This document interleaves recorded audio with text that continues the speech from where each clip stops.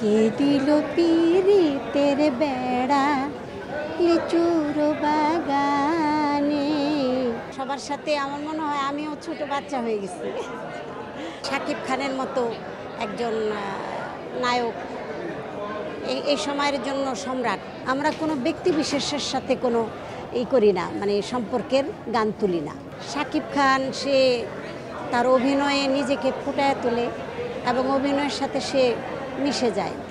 এই গানটা যদিও আমি অল্প সময়ে সুযোগ পেয়েছি, তারপরও খুব আনন্দ। অনেক ছেলে মেয়ের সাথে ছিল, সবার সাথে আমার মনে হয় আমিও ছোট বাচ্চা হয়ে গেছি। আমারও ওদের সাথে মনে হয় তাল মিলিয়ে ওইভাবেই আনন্দ করে গানটা করি। শাকিব খানের মতো একজন নায়ক এই সময়ের জন্য সম্রাট। তো আসলে খুব ভালো লাগছে এই গানে। এই গানটা তো একটা আসলে গ্রাম্য একটা গান। এই গানের সাথে যেভাবে নৃত্য করা হয়েছে এবং নায়ক নায়িকা যেভাবে একদম প্রাণ দিয়ে গানটার সাথে একাকার হয়ে গেছে, মিশে গেছে, আরও বেশি দর্শক শ্রোতার আনন্দ পেয়েছে। এটাই ভালো, অনেক ভালো।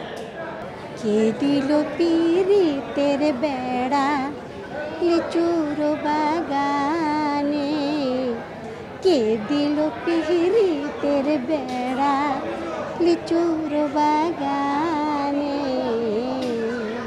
এটা তো একটা কবি গান। এটা আসলে কোনো ব্যক্তি বিশেষ না, এটা কোনো ব্যক্তি বিশেষ না।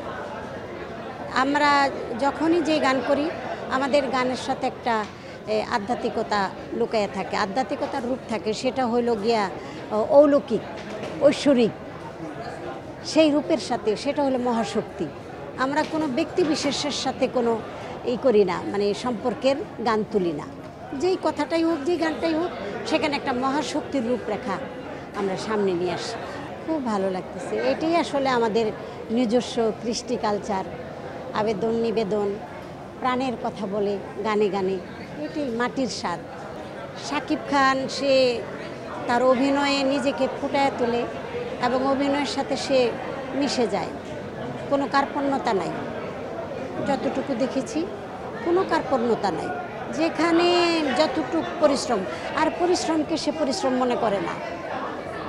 মানে জীবন চলে যাক, কিন্তু তারপরে যেই দৃশ্যটায় তাকে জীবিত করতে হবে, জীবন দিতে হবে, সেটার জন্য সে নিজের জীবনকে উৎসর্গ করে দেয়।